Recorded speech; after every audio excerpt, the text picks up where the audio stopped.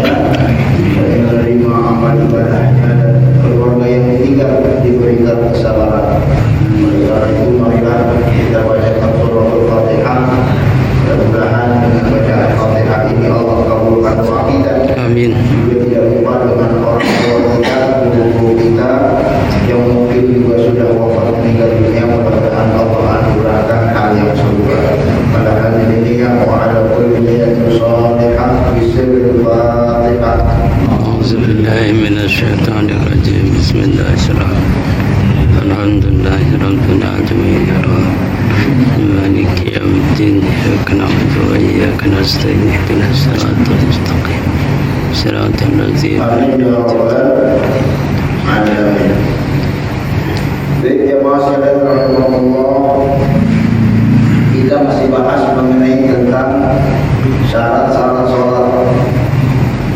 Yang pertama, al-ilmu bidukhulil waqti, harus dipastikan waktunya sudah masuk. Kalau waktunya belum masuk, tidak sah sholat, karena itu merupakan persyaratan yang harus dipenuhi. Kemudian yang kedua, at-thaharah minal hadatsil asghar wal akbar, suci dari hadas kecil maupun suci dari hadas besar. Artinya kalau kita pengen sholat, harus dipastikan kita suci dari hal-hal tersebut dengan cara mandi janabah kalau hadasnya hadas besar, dengan cara berwudu kalau hadasnya hadas kecil. Seseorang yang sholat dengan hadas kecil maupun hadas besar ketiga taharatul badan was-thawbi wal makan minan najasat al-hissiyah. Suci badan kita, pakaian kita, tempat sholat kita dari segala jenis-jenis najis yang sudah kita sebutkan. Kalau kita sholat masih ada najis yang nempel di badan, yang nempel di pakaian, yang nempel di kain sarung, yang nempel di sorban, yang nempel di peci, yang nempel di masker, maka sholatnya tidak sah. Sebab orang yang sholat harus memenuhi persyaratan, salah satunya adalah suci dari najis. Wasatirul awal, kemudian persyaratan yang keempat yang sudah kita sebutkan, menutup aurat. Ya, kalau kita sholat auratnya terbuka, maka sholatnya tidak sah.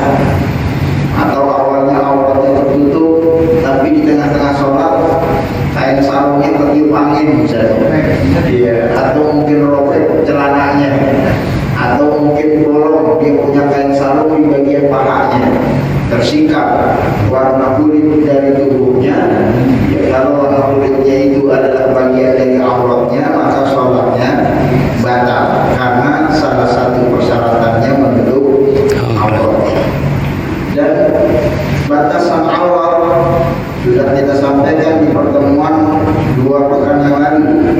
Ya, bagi laki-laki ma baina surah wa rukbah. Ya, surah artinya pusar, rukbah artinya dengkul.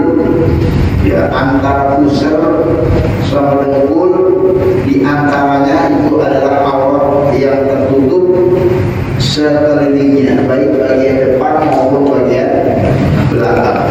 Ya, ini yang harus ditutup. Ya, kalau ada yang terbuka maka sholatnya tidak sah. Adapun auratnya laki-laki, seluruh tubuhnya kecuali wajah dan telapak tangannya. Ya, kecuali wajah dan telapak tangan. Selain itu merupakan aurat yang harus ditutup. Ya, sehingga ini perlu diperhatikan. Ya, makanya kenapa ibu-ibu kita kalau sholat ya pokoknya sampai nyiksa, biar apa? Biar kakinya tutup. Ya, makanya kenapa muslimah kita pakai kaos kaki, karena kaki merupakan bagian dari aurat yang harus ditutup. Kalau terbuka maka sholatnya tidak sah. Ya, itu sudah bagian dari aturan yang didariskan di dalam aturan-aturan fikih yang harus dipenuhi. Ya, makanya mas sekalian rahimahullah, ya, dengan demikian setidaknya pun kita mendapatkan informasi ketegasan, ya, bahwa aurat muslim dan muslimah itu sudah digariskan. Ya, makanya kalau kita dapat informasi ya, yang katanya pakai jilbab nggak wajib, gimana nggak wajib? Ya, dia harus ditutup, dia punya aurat. Ya, rambutnya, telinganya, ya, lehernya, bentuk-bentuk tubuhnya, lekukan-lekukan tubuh itu seluruhnya harus ditutup.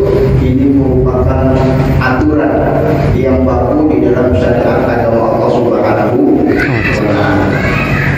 Baik, jemaah sekalian rahimahullah.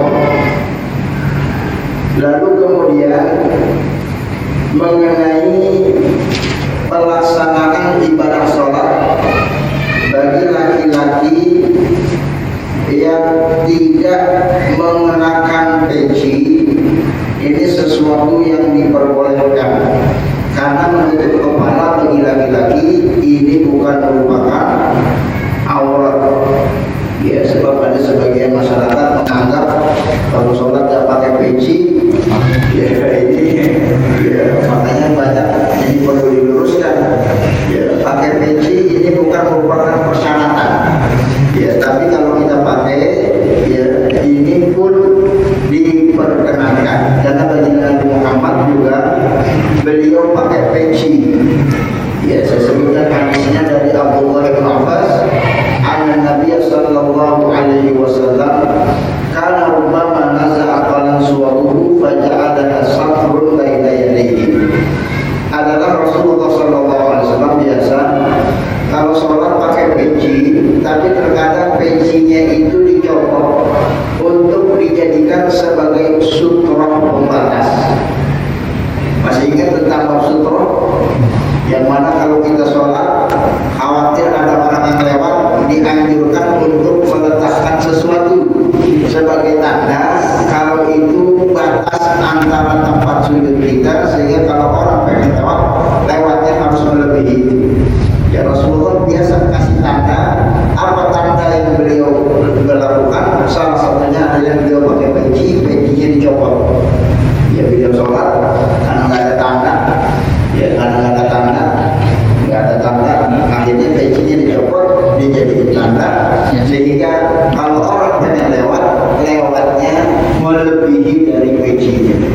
Ya, hadis ini menunjukkan bahwa berarti Rasulullah kan sholatnya nggak pakai peci. Ya, maka sholatnya pakai peci boleh karena Rasulullah boleh pecinya dipakai sebagai tempat sutra.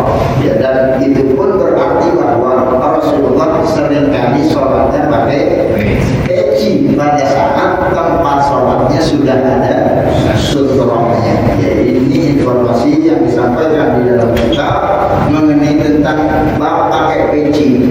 Ya, tentu lebih afdal kita pakai peci sebab Rasulullah pakai peci. Ya, bahkan pecinya Rasulullah itu dililit dengan sorban.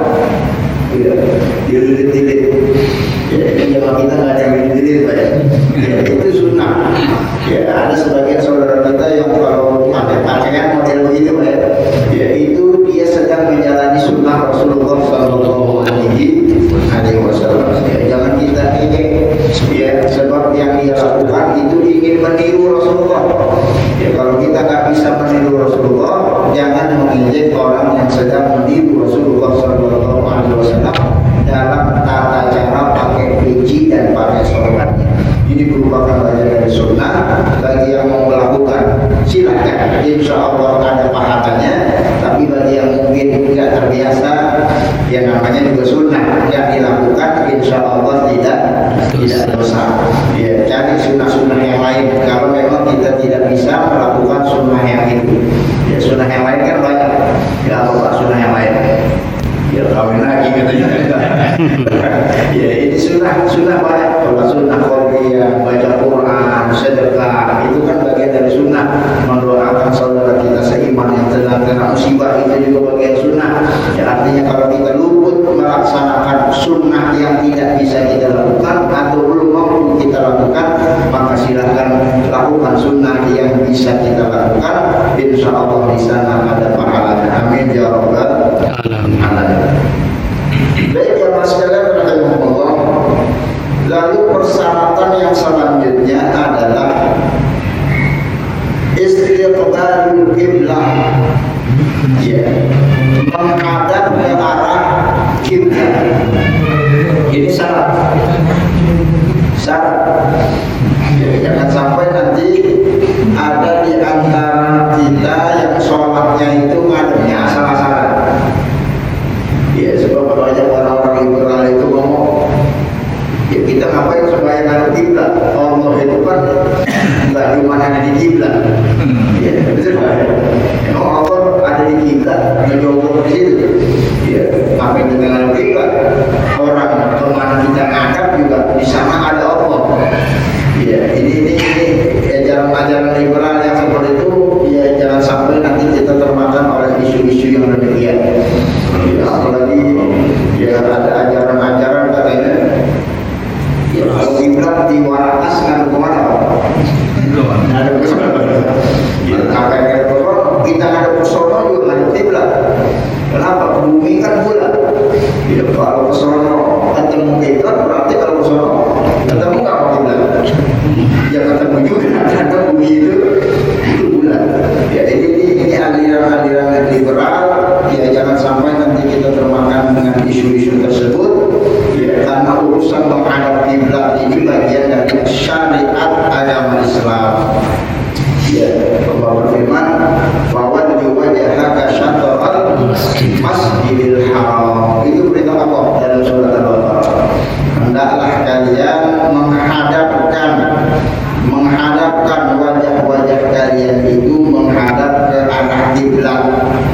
Ya, bahkan di masa Rasulullah Sallallahu Alaihi Wasallam, ya kiblatnya dulu itu tidak menghadap ke Ka'bah.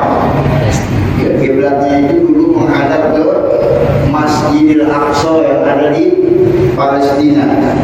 Ya, ini dalam satu riwayat disebutkan dari sahabat Nabi yang bernama Barra bin Azib.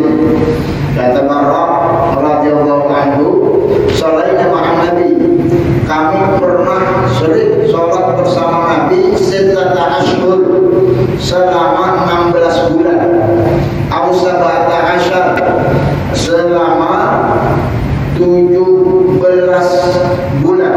Sabata asyar syahr, 17 bulan. Ya, riwayatnya antara 16 dan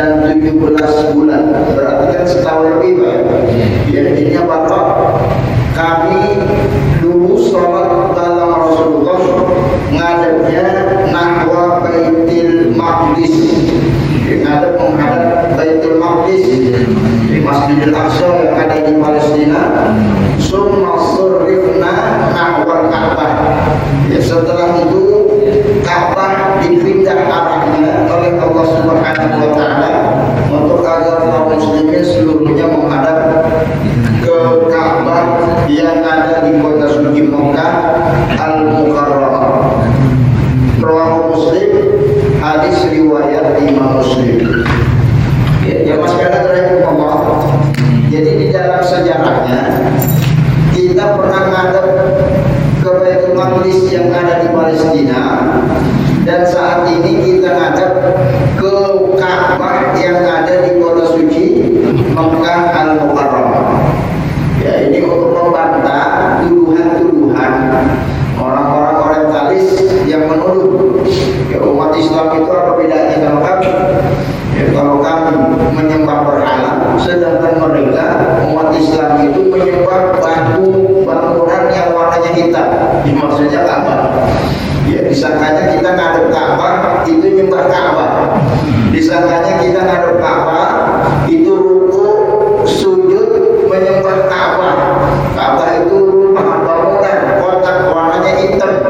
Ya, kiswahnya ya itu batu. Ya, apa bedanya? Kami nyembah batu, umat Islam juga nyembah batu. Apa bedanya? Ya, kami nyembah dewa-dewa, umat Islam juga seperti itu. Ya, maka dengan sejarah ini menunjukkan bahwa tuduhan mereka tuduhan yang tidak mendasar. Ya, kenapa? Karena kita dulu umat Islam ya pernah sholat selama 17 bulan ngadep Masjidil Aqsa, nggak ngadep batu. Ya, ngadep Palestina, nggak ngadep ke Mekah. Ya, artinya kan bukan berarti kita ganti Tuhan, ganti sesembahan. Ya, karena memang menghadap ke arah itu, ya karena itu merupakan perintah Allah Subhanahu wa taala. Ya, bagi kita yang penting adalah menyembah Allah. Mau Allah suruh kita mau menghadap kemana saja, sampai wa ata'na, kita patuh ya, dan kita langsung melaksanakan apa yang diperintahkan oleh Allah Subhanahu wa taala. Disuruh ke Palestina, kita ke Palestina. Disuruh ke Mekah, kita ke Mekah. Yang sering kita sampaikan juga, kalau Allah suruh kita ngadep ke Monas, ngadep ke mana kita sholat? Ngadep ke Monas, kalau memang itu perintah Allah Subhanahu wa taala. Jadi kita ngadep ke Mekah itu bukan dalam rangka menyembah Ka'bah, tapi dalam rangka menyembah perintah Allah Subhanahu wa taala. Ya, sehingga disinilah nalar yang tidak bisa dianalisa oleh iblis laknatullah. Ya, saat Allah perintahkan mereka untuk sujud kepada Adam. Ya, usjudu li Adam. Ya, seluruh makhluk Allah itu sujud. Kenapa? Karena sujud kepada Adam merupakan perintah dari perintah Allah. Jadi bukan kepada siapa kita sujud ya, tapi siapa yang memerintahkan sujud.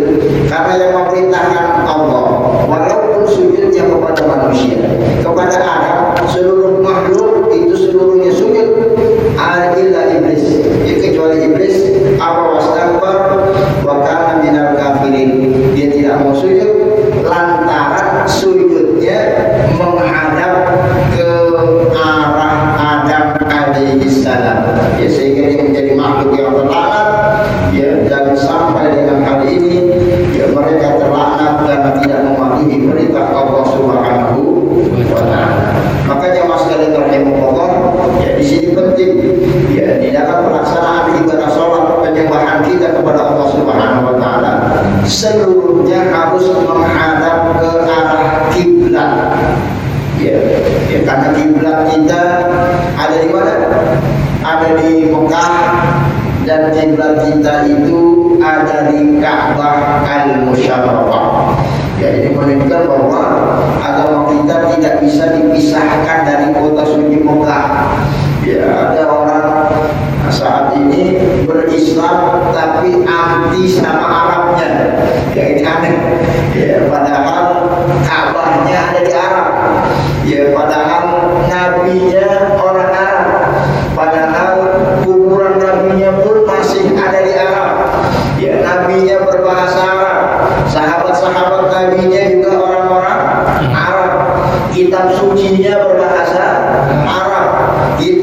datang barusan pakai bahasa Arab, azannya tadi dikumandangkan pakai bahasa Arab, tapi aneh, ada orang Islam yang sekarang hati sama Arabnya, ini aneh.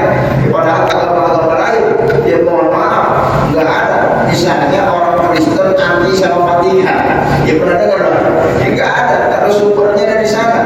Ya, tapi ini bagian dari cara ya, liberalisasi agama yang tujuan utamanya ini salah satunya adalah ya, step pertama mungkin dijauhkan kita dari Arabnya, sehingga nanti lama-lama kalau sudah jauh dari Arabnya jauh juga dari Islamnya. Nauzubillah summa nauzubillah.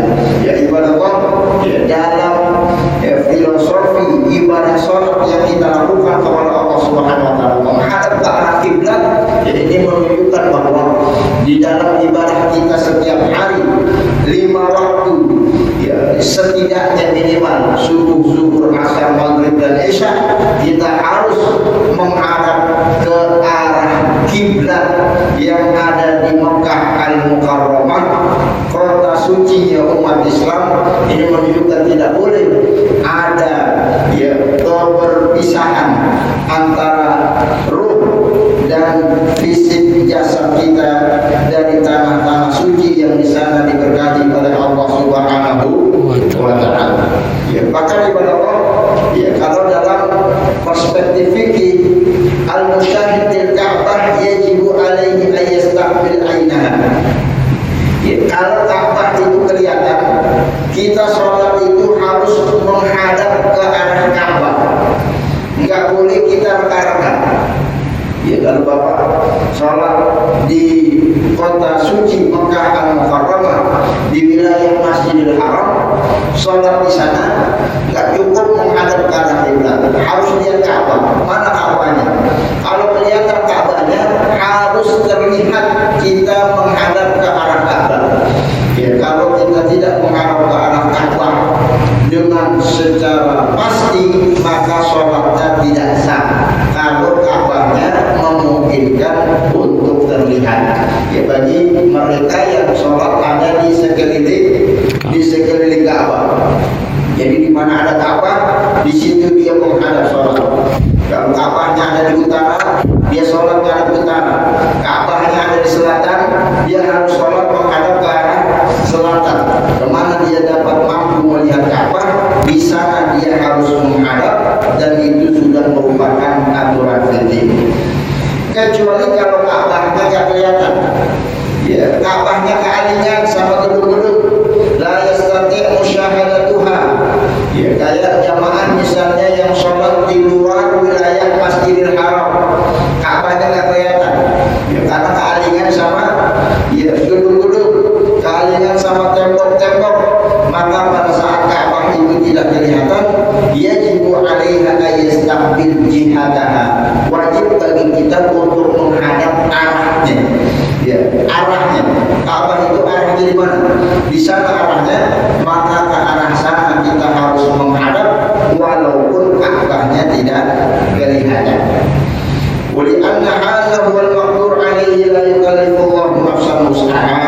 Ya, dan termasuk pada saat misalnya kita berada di wilayah yang jauh, semakin jauh, ya, kita ada di Indonesia, ada di Jakarta, ya, ada di Warakas, ya, boro-boro Ka'bah kelihatan, Makkahnya pun tidak kelihatan, ya, tapi kita bisa berkata, ya, di mana kira-kira kota suci Mekah yang di sana ada Ka'bah, ya, maka setelah diukur di sana arahnya, maka kita wajib mengarah ke arah sana untuk melakukan dan melaksanakan perintah Allah. Fawalli wajhaka syatral Masjidil Haram, hadapkanlah wajah kalian untuk menghadap Masjidil Haram. Itu perintah Allah Subhanahu wa taala. Ya, hadirin jamaah sekalian rahimakumullah, bima tu'raful qiblah. Lalu dengan apa kita bisa memastikan arah kiblat? Ya, kalau zaman sekarang itu sudah canggih, ya, teknologi dan sains yang bisa menghitung, ya, berapa itu derajat, ya, apa namanya, apa lintang selatan, apa lintang barat,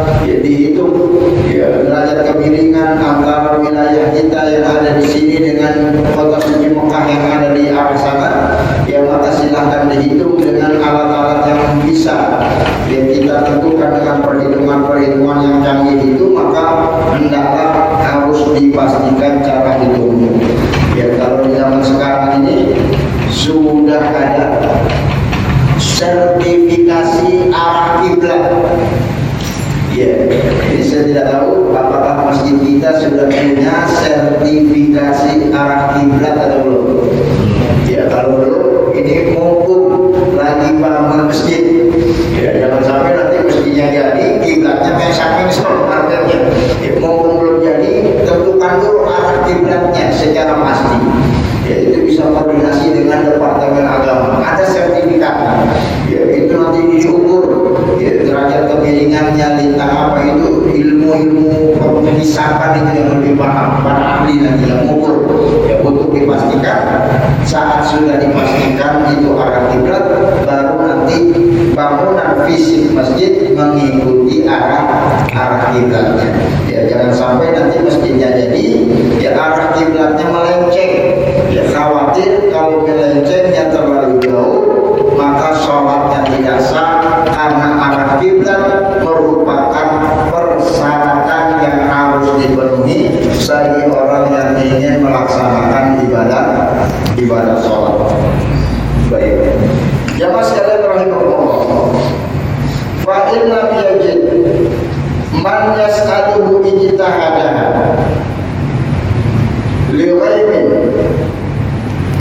man khafiyat alaihi adillatul qiblah aw surah masalah wajib alaihi an yas'al ma yadulluhu alaiha. Saking wajibnya kita salat harus menghadap ke arah kiblat, maka kalau kita berada di satu kampung yang kita nggak tahu arah kiblatnya mana, kita harus ngikut arah kiblat di kampung tersebut. Ya, jadi misalnya kalau ada ya masyarakat kita, ya mungkin saudara kita datang dari Jawa misalnya, datang ke Waras, pengen sholat, maka dia harus menghadap arah kiblat yang sudah ditentukan di masjid yang sudah ada di Jakarta. Artinya kalau dia sholat dari sini, adanya ada sono, karena sono itu arah kiblat. Ya nggak boleh dia ngadep ke sana, nggak boleh ngadep kanan, nggak boleh ngadep kiri. Ya, karena kiblat di masyarakat kita sudah ditentukan arahnya arah sana. Kalau kemudian suatu saat ya, ternyata kita tidak sholat di masjid yang sudah ada kiblatnya, sholat di tempat-tempat yang belum ditentukan arah kiblatnya, maka hendaklah dia bertanya kepada masyarakat setempat yang mengetahui arah kiblat. Ya kan pernah kita sholat di satu tempat, bukan di masjid. Kalau di masjid sih gampang kita nentuin kemana mimbarnya, di situ arah kiblatnya. Ya, Bapak sholat misalnya di hotel, itu kan hotel biasanya sama hotel nggak ada arah kiblatnya. Kita pengen sholat kemana ini kita ngadepnya, sementara kita bukan orang situ. Ya maka tidak boleh kita sholat sebelum kita bertanya terlebih dahulu untuk mengkonfirmasi ke warga setempat. Ya orang yang tahu kira-kira arah kiblat itu ke arah mana, baru setelah ditunjukkan maka kita sholat mengarah ke arah tersebut. Ya jangan dulu sholat sebelum dipastikan arah kiblatnya. Kalau cara memastikan ya dengan cara bertanya, silahkan kita bertanya kepada penduduk setempat. Fa in lam yajid may yas'alahu ijtahadahu wa shalla ila al-jihad. Ya, nanti step yang selanjutnya, kalau ternyata yang kita tanya juga ternyata nggak tahu, ya mungkin yang kita tanya bukan orang Islam, saya juga nggak sholat, jadi nggak tahu mana arah kiblat. Ya kita tanya-tanya, udah sekian banyak orang yang kita tanya nggak tahu arah kiblat ke arah mana. Ya maka di sini diperlukan ijtihad kita. Ya silakan Bapak tentukan sendiri kemana, ke arah kiblat yang kira-kiranya lebih condong, maka silakan sholat menghadap ke arah sana dengan asumsi arah itu merupakan arah kiblat. Ya nanti kalau sholatnya sudah selesai, ya nanti ternyata arah kiblat yang kita mengarah ke arah sana itu ternyata keliru, ya salah. Ya menurut orang yang baru datang ke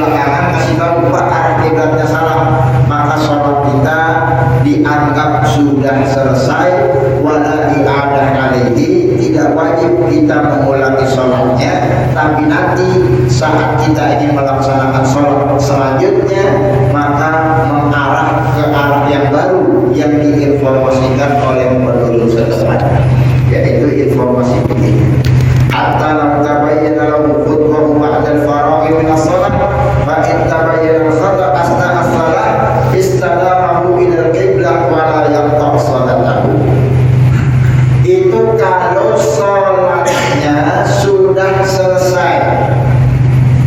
Berbeda hukumnya dengan kalau sholatnya itu belum selesai. Ya, tadi contohnya, ya kita tanya-tanya sama orang, nggak ada orang yang tahu kemana arah kiblat. Akhirnya kita sholat ngadep kanan misalnya. Ya kira-kira ini kanan ngadep arah kiblat. Selesai kita sholat, ternyata ada masyarakat yang baru ketemu sama kita, kasih tahu, Bapak kok ngadepnya ke kanan, kiblatnya ke kanan, kiblatnya ke kiri. Padahal sholat kita udah selesai. Ya dalam hati lu gak kasih tahu dari tadi gitu ya. Ya tapi sholat kita sudah sah karena kita sholat sudah berupaya untuk mencari informasi tapi tidak mendapatkan informasi. Walaupun kita sholat menghadap ke arah yang salah, sholatnya sudah selesai, sholatnya sudah sah. Mudah-mudahan diterima oleh Allah Subhanahu wa Ta'ala. Tidak wajib untuk mengulangi sholatnya walaupun kiblatnya salah. Ya. Tapi nanti pada saat kita ingin melaksanakan sholat yang selanjutnya, maka wajib bagi kita menghadap ke arah kiri karena informasinya kiblat itu menghadapnya ke arah kiri menurut penduduk setempat. Ya, maka sholat yang sudah kita lakukan sah, tidak perlu diulang. Nanti sholat berikutnya kita wajib menghadap ke arah kiri karena arah kiri itulah adalah arah melaksanakan arah kiblat yang harus kita lakukan. Ya, ibadah sekalian ibadah Allah. Lain kasusnya kalau sholat kita sedang berlangsung. Ya misalnya sholatnya sholat maghrib ngadep kanan, baru dapat 2 rakaat kan belum selesai. Ada yang kasih tahu, lah itu ngadep kanan, kiblatnya kiri. Kata orang yang baru datang kasih tahu kalau kiblatnya itu nggak ngadep kanan, ngadep kiri. Sementara kita sholatnya sedang ngadep kanan. Maka yang perlu dilakukan adalah kita langsung kemudian membalikkan arah kiblat yang tadinya ke kanan menjadi ke arah kiri. Ya, jadi sholatnya tidak dibatalkan, tapi kita melanjutkan ke arah yang benar yang diinformasikan oleh penduduk setempat.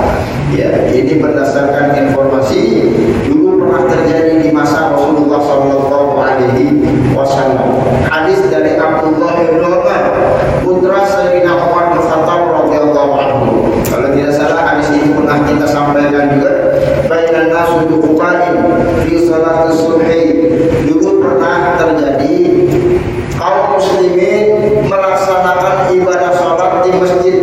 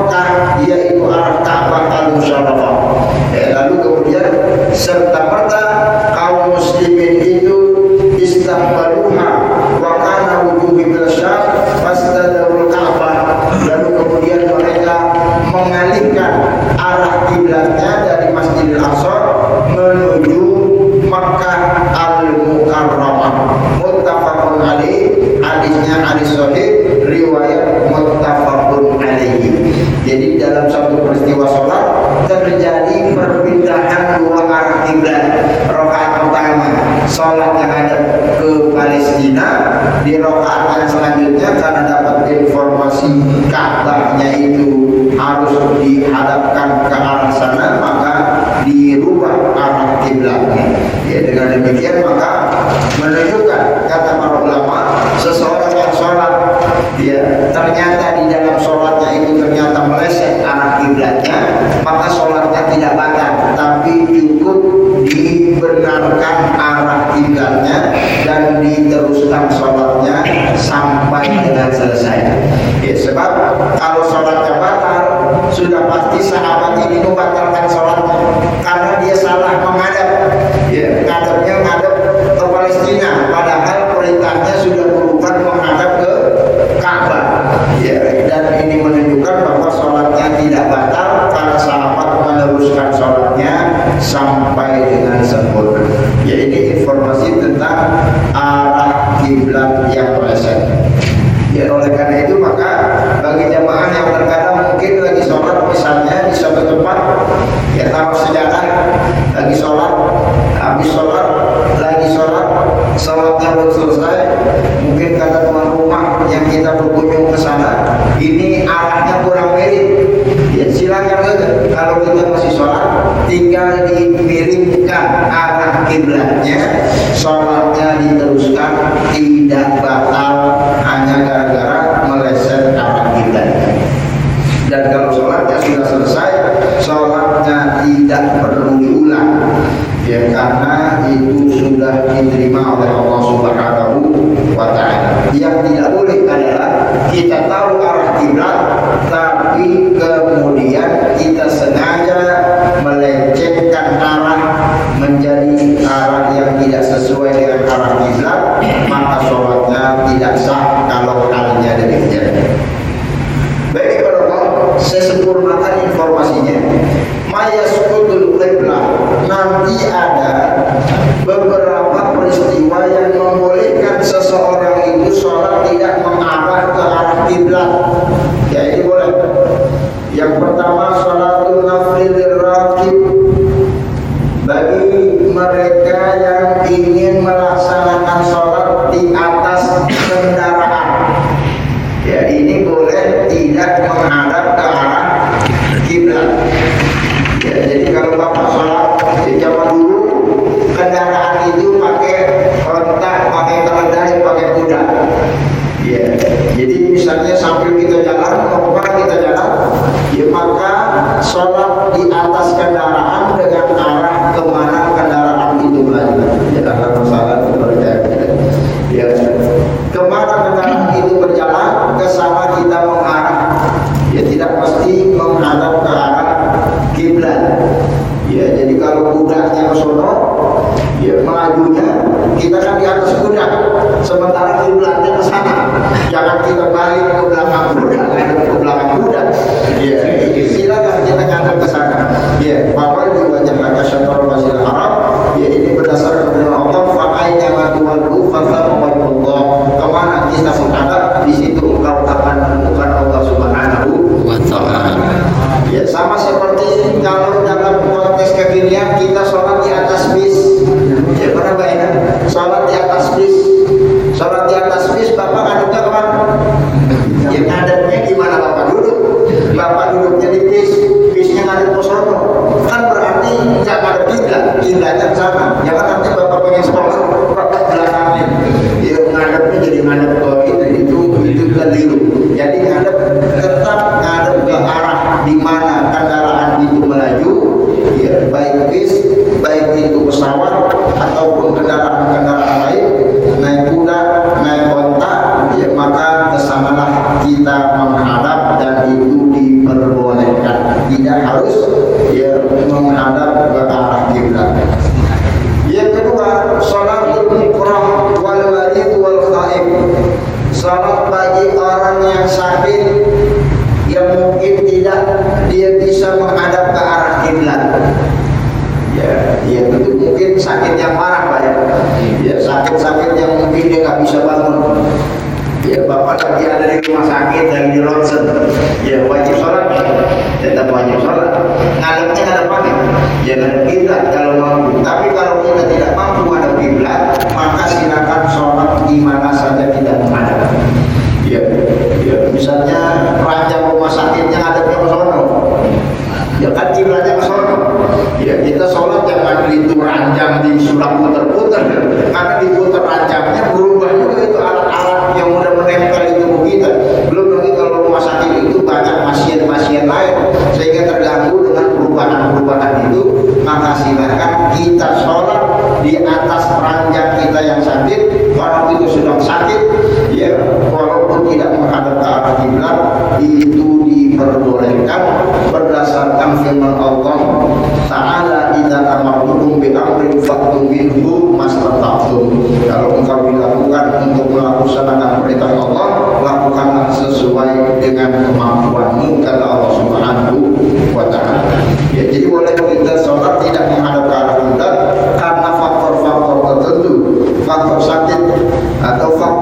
memaksa. Ya bagaimana contohnya faktor terpaksa? Ya saya pernah baca ada orang disiksa di penjara. Ya, disiksa penjara ini penjaranya ya, 1 kali 1 semana tuh. Ya berarti itu orang jangankan bisa menghadap ke arah kiblat, bisa duduk, bisa sujud, itu orang nggak bisa duduk, harus berdiri. Ya ini di penjara-penjara yang disiksa itu.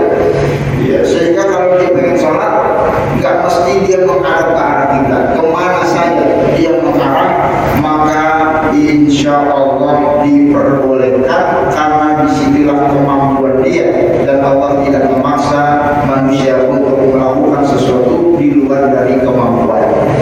Ya, atau pada saat dalam kondisi takut, ya dia sholat, ya tadi dia ngelihat macan lewat, ya cuma dia nggak tahu macannya ngumpet di mana, ya cuma prediksi sebelah situ tuh macannya, ya dia khawatir kalau ngadep kiblat dia sholat, lagi sholat dimakan macan, ya maka boleh dia sholat ngadep ke arah yang kira-kira di situ ada macan.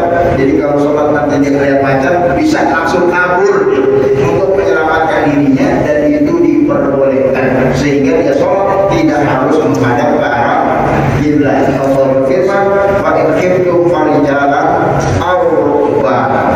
Ya, jadi hadirin jamaah sekalian rahimakumullah, urusan menghadap kiblat ini secara normal merupakan persyaratan yang harus dipenuhi, tapi dalam kondisi-kondisi tertentu. Ya tadi kondisi kita berada di atas kendaraan, kondisi pada saat kita sedang sakit, kondisi terpaksa, kondisi dalam ketakutan, maka diperbolehkan kita sholat untuk menghadap kemana saja sesuai dengan kemampuan kita. Mudah-mudahan ibadah sholat kita diterima oleh Allah Subhanahu wa Ta'ala. Amin. Baik jamaah sekalian rahimakumullah, mungkin ada yang mau didiskusikan terlebih dahulu.